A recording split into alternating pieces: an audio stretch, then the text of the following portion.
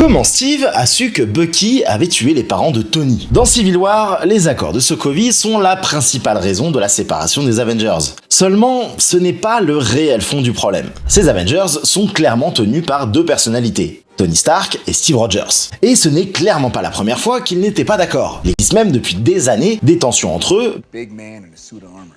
Take that off. What are you? Genius, billionaire, playboy, philanthropist. You're a laboratory experiment, Rogers. Everything special about you came out of a bottle.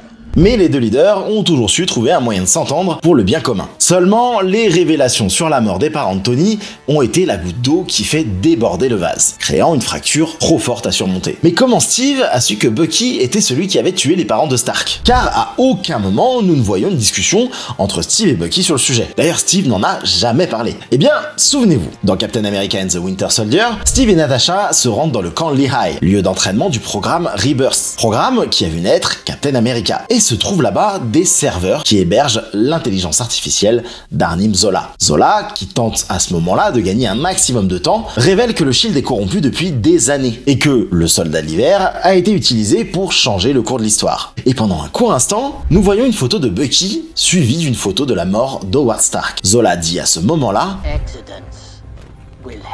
confirmant que c'est bien le Winter Soldier qui a tué Howard Stark, et ce, des années avant le film Civil War. Seulement, Steve n'en parlera jamais, jusqu'à être confronté par Zemo face à Stark. Et à ce moment-là, Steve ment délibérément en disant qu'il ne savait pas que c'était lui, avant d'avouer cette information qu'il n'a jamais voulu s'avouer à lui-même. Oui, il savait. Mais alors, avec cet énorme secret en lui, la question est, était-il vraiment digne de Mjolnir dans Avengers 2? À vous de me le dire.